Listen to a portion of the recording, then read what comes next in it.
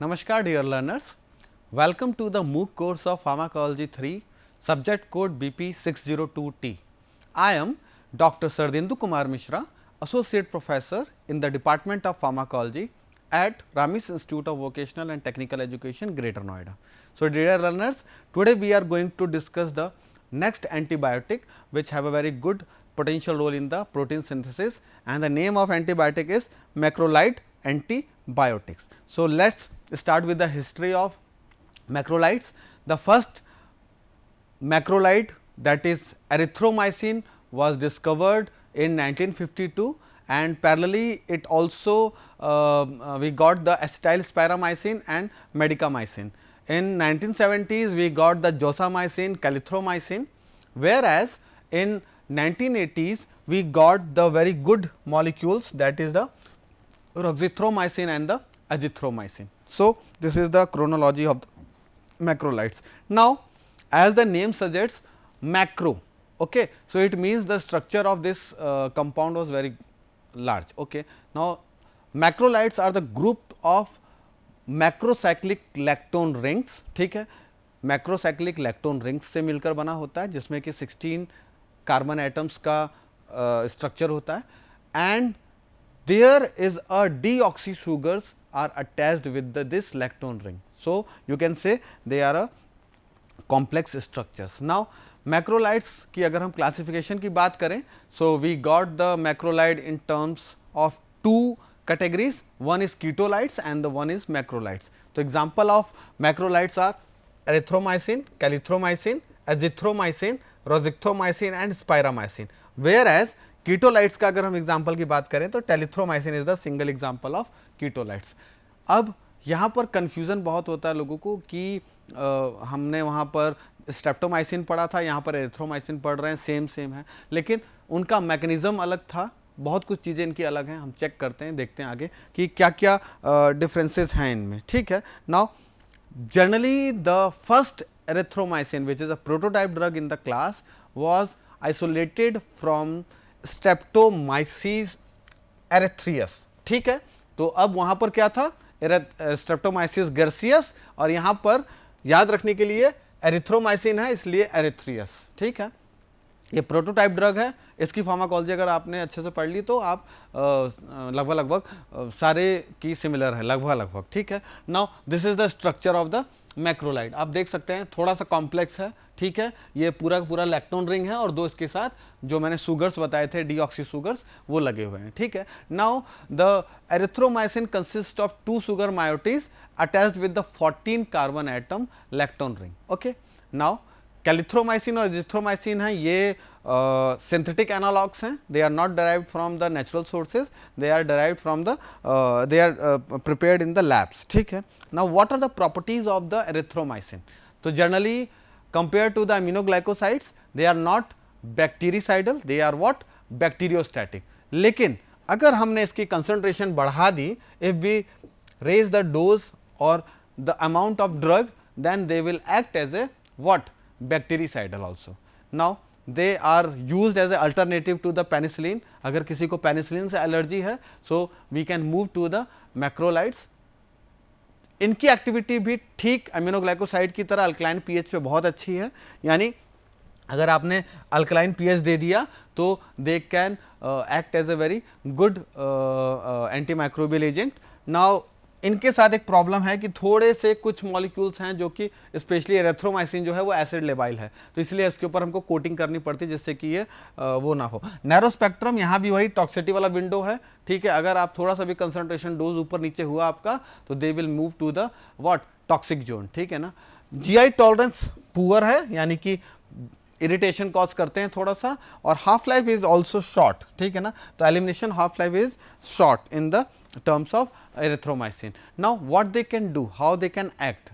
तो generally aminoglycosides में हमने पढ़ा था कि क्या हो रहा था, वो 30s राइबोसोम पे बाइंड करके इनिशिएशन कॉम्प्लेक्स नहीं बनने दे रहे थे. ठीक है.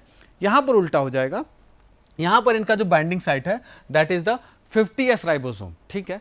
अब 50s राइबोसोम पे बाइंड करेंगे और ये जो बाइंडिंग होगी दैट इज रिवर्सिबल बाइंडिंग, यानी कि अगर कंसंट्रेशन बढ़ा किसका, आपके पर्टिकुलर ड्रग का, तो मतलब जो बैक्टीरिया है वो रिप्लेस हो जाएगा, और अगर बैक्टीरिया ने अपनी मशीनरी को स्ट्रॉन्ग कर लिया तो राइबो जो आपका मैक्रोलाइड है वो बाहर हो जाएगा, ठीक है ना। Now what they can do, they can suppress the RNA dependent protein synthesis, ठीक है। तो आरएनए डिपेंडेंट प्रोटीन सिंथेसिस को इनहिबिट करते हैं बाय हेल्पिंग, और you can say by targeting the translocation. अब what is the meaning of translocation, ठीक है ना, ये वर्ड आ गया यहाँ पर ट्रांसलोकेशन। सो अगर देखूँ, शायद मैंने इसमें एक डायग्राम दिया, okay, so we have diagram also. So यहाँ पर हम समझ लेते हैं, अगर आपको याद होगा तो हमने दो साइट्स की बात की थी जब हम टेट्रासाइक्लिन पढ़ रहे थे, तो वहां पर हमने एक वर्ड यूज किया था कि एक साइट होता है peptidyl site and the second one is the acceptor site. दो साइट है यहाँ पर, ठीक है ना। तो टीआरएनए का काम क्या था, वो अमीनो एसिड को लाकर एक्सेप्टर साइट पे रखता था, फिर एक्सेप्टर साइट से वो मूव होते थे पेप्टाइडल साइट पे, और इस तरह से प्रोसेस चलता रहता था, ठीक है ना। But in case of what macrolides, what happen, वहाँ ये 50S राइबोसोम के ऊपर बाइंड करने के बाद इस ट्रांसलोकेशन को क्या कर देंगे, इनहिबिट कर देंगे, यानी कि जो ट्रांसलोकेशन हो रहा था, जो मूवमेंट हो रहा था, that movement will be disrupted, ठीक है। तो आप ऐसे देख लो, this is the P site and this is the A site. यहाँ 50S राइबोसोम का ये पूरा स्ट्रक्चर है, ठीक है। The bottom one is the 30S unit. Now macrolide आया, मैक्रोलाइड आकर उसने बाइंड किया कहाँ पर, आपके एक्सेप्टर साइट पे। एक्सेप्टर साइट पे बाइंड करने के बाद अब जो अमीनो एसिड आएगा, टीआरएनए जो अमीनो एसिड लेकर आएगा इस फेज में, ठीक है ना, उसको क्या होगा, जगह नहीं मिलेगी, क्योंकि एक्सेप्टर साइट पे ऑलरेडी कोई आकर बाइंड कर चुका है, कौन, मैक्रोलाइड। और इसकी वजह से ये वाला जो पार्ट है, जो यहाँ पर जो ट्रांसलोकेशन होना था, एक अमीनो एसिड आता था, दूसरा उठकर पी साइड पे चला जाता था, वो नहीं हो पाएगा, ठीक है। एंड अल्टीमेटली जो प्रोटीन सिंथेसिस है वो क्या हो जाएगी, हैम्पर्ड हो जाएगी, ठीक है ना। अब हम अगर बात कर लें कि इनका एंटी माइक्रोबियल स्पेक्ट्रम कैसा है, तो generally they are effective and very effective against the penicillin resistant strains, ठीक है ना। जहाँ पर पेनिसिलिन काम नहीं कर रहा था वहाँ पर they have a very good activity. So gram negative cocci के अगेंस्ट में बहुत इफेक्टिव है, for example streptococcus pneumoniae, streptococcus pyogenes, staphylococcus, and generally they are very good in terms to penicillin resistant strains, ठीक है ना। ग्राम अगर positive bacillus का example ले लें तो यहाँ पर बैसिलस एंथ्रेसिस है, लिस्टीरिया है, मोनोसाइटोसिस है एंड क्लोस्ट्रीडियम टेटानी है। ग्राम नेगेटिव कोकाई का एग्जांपल अगर हम ले लें, सॉरी यहाँ पहले मैंने ग्राम नेगेटिव बोल दिया था, ये एग्जांपल ग्राम पॉजिटिव के थे, okay. So streptococcus and staphylococcus are the example of gram positive, please इसको रेक्टिफाई करिएगा। तो ग्राम नेगेटिव कोकाई में निजेरिया गोनेरी, मोरक्सेला कैटेरालिस, ठीक है। और ग्राम नेगेटिव बैसिलाई में legionella pneumophila, haemophilus influenzae, H ducreyi, clostridium jejuni, H pylori and bacillus pertussis, ठीक है ना। इनके अगेंस्ट में भी ये बहुत इफेक्टिवली काम करते हैं। तो आप देख सकते हैं स्पेक्ट्रम बहुत बड़ा है and they have a very good role in terms of the inhibition, ठीक है। अब रेजिस्टेंस भी डेवलप होगा, जाहिर सी बात है, क्योंकि हम बहुत इर्रेशनल प्रिस्क्रिप्शंस करते हैं, बहुत इर्रेशनल यूज़ करते हैं एंटीबायोटिक, जैसे एजिथ्रोमाइसिन है, इसका ओवरटीसी बहुत होता है, ठीक है ना। Now what are the mechanisms, तो generally the first one is the plasmid coded resistant, ठीक। वैसे ही एक प्लाज्मिड आएगा, आप उसको बैक्टीरिया अपने उसके अंदर कुछ म्यूटेशंस करेगा, कुछ चेंजेस करेगा, जो सेंसिटिव साइट है उसको हटा देगा, और हटाने के बाद फिर वो की जो नई प्रोजेनीज बनेंगी वो सब की सब क्या होंगी, मैक्रोलाइड की वजह से रेजिस्टेंट डेवलप होगा, ठीक है ना। दूसरा तरीका क्या है कि जो इनका एंट्रेंस है, जो ये अंदर परमिएबिलिटी जो थी, जो अंदर ही जा रहे थे, उस परमिएबिलिटी को हम क्या कर दें, कम कर दें। तो बैक्टीरिया क्या करता है, परमिएबिलिटी को कम कर देता है, कभी कभी इफ्लक्स सिस्टम के थ्रू भी काम करता है, यानी कि जो एक्सेसिव ड्रग होता है, ज़्यादा कंसंट्रेशन ड्रग होता है, ठीक है ना, उसको उठाकर कहाँ फेंकने लगता है, बाहर, ठीक है। तो बैक्टीरिया एक्स्ट्रा ड्रग को बाहर फेंकने लगता है, तो इसके वजह से भी रेजिस्टेंस देखने को मिलता है। एक तरीका और है, जनरली एक एंजाइम बना लेता है ये, जिसका नाम है एस्टेरेज, ठीक है।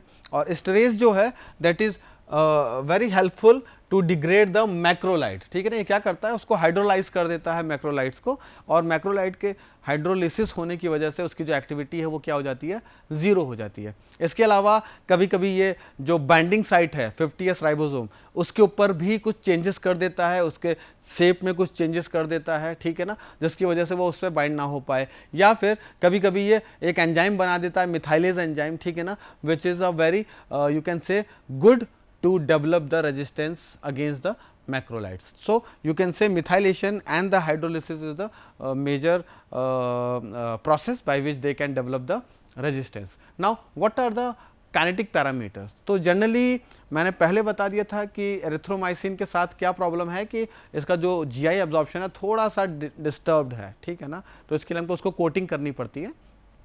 जनरली एरिथ्रोमाइसिन का वेरिएबल एब्जॉर्प्शन है, और खाने के साथ अगर आपने तुरंत खा लिया तो it will delay the absorption. अब ये एसिड की वजह से डैमेज ना हो, मैक्रोलाइड है, लैक्टोन रिंग है, तो वो एसिड उसको तोड़ देता है, ठीक है ना, तो ना डैमेज हो, for that we have a solution enteric coated, ठीक है। तो अब हमने क्या कर लिया, हमने उसके ऊपर एंट्रिक कोटिंग कर दी, ठीक है ना। तो एंट्रिक कोटिंग करने की वजह से वो वहाँ से स्टमक को बाईपास मतलब स्टमक से निकलकर इंटेस्टाइन में जाके डिजोल्व होकर अपने एक्टिविटी जो है वो एग्जिबिट करेगा। नाउ अगर उसके अंदर आपने ईस्टर सॉल्ट जोड़ दिया तो जो एक प्रॉब्लम था एसिड लेबाइल का, वो वाला प्रॉब्लम भी सॉल्व हो जाएगा। यानी अगर आपने एक ईस्टर सॉल्ट बना दिया किसी मैक्रोलाइड का तो एसिड लेबाइलिटी जो थी दैट इज ऑल्सो गॉन। अब आपका जो ड्रग है दैट इज एसिड स्टेबल। कैलिथ्रोमाइसिन ये बहुत ही नया मॉलिक्यूल है और बहुत ही स्टेबल मॉलिक्यूल है। ये एसिड स्टेबल है, वेल एब्जॉर्ब्ड है, और खाने के साथ इसका कहीं कोई रिलेशन नहीं है। मतलब आप ये नहीं कह सकते कि खाने के तुरंत बाद आपने खा लिया तो आपका फूड जो ड्रग इंटरेक्शन है वो होने लगेगा और एब्जॉर्प्शन डिलेड हो जाएगा, ना ना बिल्कुल नहीं, कभी नहीं, ठीक है। एजिथ्रोमाइसिन एसिड स्टेबल है, फूड इसका फिर से वही सेम प्रॉब्लम डिले कर देता है, ठीक है, एब्जॉर्प्शन। तो आपको थोड़ा सा ध्यान रखना है कि एजिथ्रोमाइसिन खाना के 2 घंटे बाद ही खानी है। डिस्ट्रीब्यूशन की अगर हम बात कर लें तो डिस्ट्रीब्यूशन में एक्सटेंसिव टिश्यू और सेलुलर डिस्ट्रीब्यूशंस होते हैं, ठीक है। इसका मतलब हो गया कि ये बॉडी में बहुत अच्छी जगह और अच्छी कंसंट्रेशन में पाया जाता है, ठीक है ना। कैलिथ्रोमाइसिन और एजिथ्रोमाइसिन ये ब्रॉड स्पेक्ट्रम टाइप की ड्रग्स हैं, आप कह सकते हो इनकी एक्टिविटी भी ब्रॉड है, प्लस ये बहुत अच्छी तरह से पेनिट्रेट कर सकती हैं, ठीक है। This is reason why they are a choice of drug in various infections, specially respiratory tract infections. They do not cross the BBB, आप BBB को क्रॉस नहीं करेंगे, CSF को नहीं क्रॉस करेंगे, इसकी वजह से ब्रेन में इनकी एक्टिविटी बहुत ना के बराबर होती है। जनरली एरिथ्रोमाइसिन जो है वो प्रोस्टेटिक फ्लूइड में जाकर डिपॉजिट होता है, और वहाँ डिपॉजिट होने की वजह से कुछ पर्टिकुलर इन्फेक्शंस में ये बहुत इफेक्टिव है, ठीक है। अगर आप कहें तो एजिथ्रोमाइसिन जो है they can accumulate in the neutrophils, macrophages and fibroblast, and this is the reason why they got the longest half life, that is more than 40 hours, ठीक है ना, 40 घंटे से भी ज़्यादा। यानी 40 घंटे का मतलब हो गया कि लगभग 2 दिन, आप समझ लो 2 दिन के लगभग इनका जो हाफ लाइफ है वो देखने को मिलता है, ठीक है ना। और वो क्यों है, क्योंकि ये ब्लड सेल्स के अंदर जाकर अपने आप को, जो डिफेंसिव सेल्स है उसके अंदर जाकर ये डिपॉजिट हो जाते हैं। Now excretion is very important. Now कैलिथ्रोमाइसिन is the only macrolide which have a partial elimination by the kidney. Otherwise बाकी जितने भी हैं, ठीक है ना, उनका जो एलिमिनेशन है that is not by the kidney, ठीक है ना। तो only macrolide which has a partial eliminated by the kidney, around 80% of parent molecule will be isolated from excreted from the kidney. इनका हेपेटिक एलिमिनेशन बहुत ज़्यादा है, यानी कि लीवर में ही मेटाबोलाइज होते हैं और वहीं पर इनका सारी राम कहानी हो जाती है, ठीक है ना।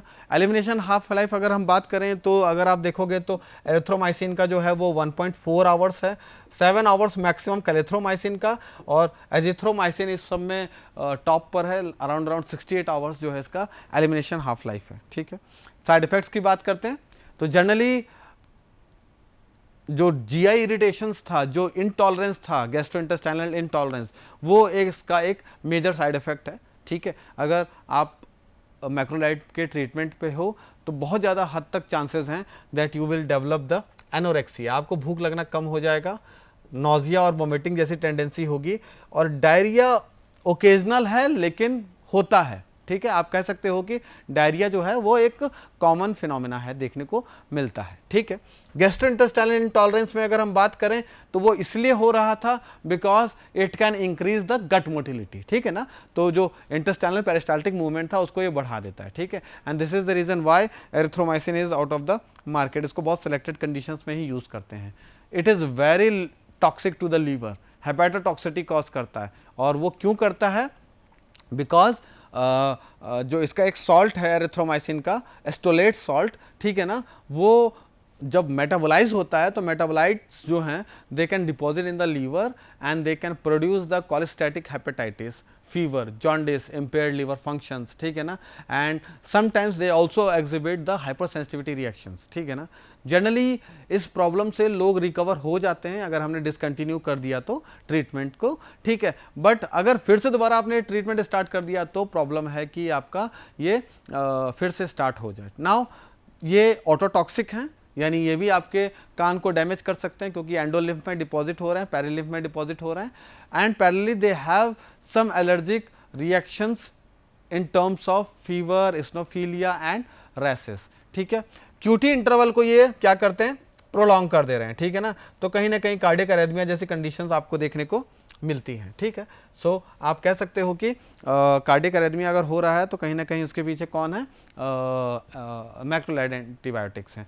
ड्रग इंटरेक्शंस की बात करते हैं तो एरिथ्रोमाइसिन और कैलिथ्रोमाइसिन, ठीक है ना, ये साइटोक्रोम P450 को इनहिबिट करते हैं। ठीक है, अब साइटोक्रोम P450 क्या है? तो ये माइक्रोसोमल एंजाइम है जो कि रिस्पॉन्सिबल है मेजर मेटाबॉलिक प्रोसेस के लिए। ठीक है, यानी जो ड्रग की मैक्सिमम मेटाबॉलिज्म हो रही है that is by the help of what? Cytochrome P450। But अगर आप एरिथ्रोमाइसिन और कैल्सियोमाइसिन लेके चल रहे हो, यूज कर रहे हो, तो there will be a chance that they can inhibit the cytochrome P450। अब देखते हैं कि C450 साइटोक्रोम P450 के इनहिबिट होने से क्या क्या हो सकता है।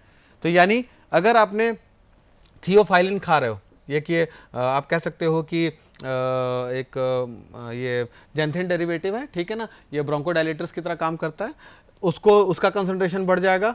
डिजॉक्सिन अगर चला रहे हो तो उसका कंसंट्रेशन बढ़ सकता है। डाइएसोपैरामाइड हो गया, carbamazepine, valproic acid, terfenadine, cisapride, cyclosporine, phenytoin, warfarin, ergot alkaloid, इन सबके कंसंट्रेशन को क्या कर देता है? ये बढ़ा देता है। अब कंसंट्रेशन बढ़ेगा तो बट ऑब्वियस है, बहुत सिंपल कंसेप्ट है कि टॉक्सिसिटी भी जो है वो बढ़ जाएगी इन ड्रग्स की। ठीक है, क्योंकि ये ड्रग्स अब क्या हैं? आपके सर्कुलेशन में ज़्यादा देर तक रहेंगे। क्यों? क्योंकि इनका मेटाबॉलिज्म नहीं हुआ। और क्यों नहीं हुआ? उसको इनहिबिट कर दिया था किसने? एरिथ्रोमाइसिन एंड कैलिथ्रोमाइसिन ने। ठीक है, तो ये एक सिंपल कंसेप्ट है जो आप समझ सकते हैं। Now what are the uses? अब कैसे ये कहाँ कहाँ यूज कर सकते हो? तो generally they are very commonly use in the upper respiratory tract infection. ठीक है, रेस्पिरेटरी ट्रैक्ट इन्फेक्शन में इसका बहुत इंपॉर्टेंट यूज है। Parallelly they can use in the soft tissue gram positive infections. Urethritis में इसको यूज किया जाता है, स्पेशली किस तरह के urethritis? What is urethritis? Inflammation of the urethra. ठीक है ना, जो यूरेथ्रा है उसकी इन्फ्लामेशन हो जाती है। अब बहुत सारे ऑर्गेनिजम्स की वजह से होता है, but it is very good in the treatment of MRSA induced urethritis and ureaplasma induced urethritis. ठीक है, parallelly they have a very good potential against the pneumonia specially caused by the mycoplasma pneumonia.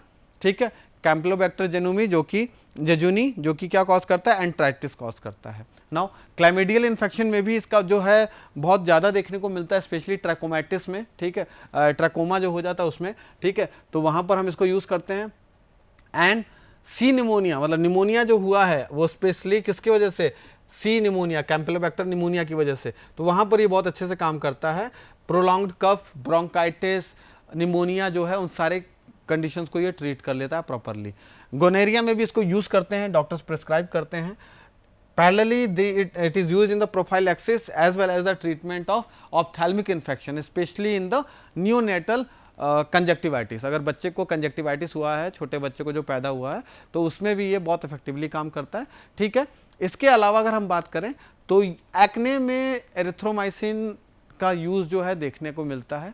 ठीक है, यानी जो pimples हो जाते हैं वहाँ पर they are very good choice of drug.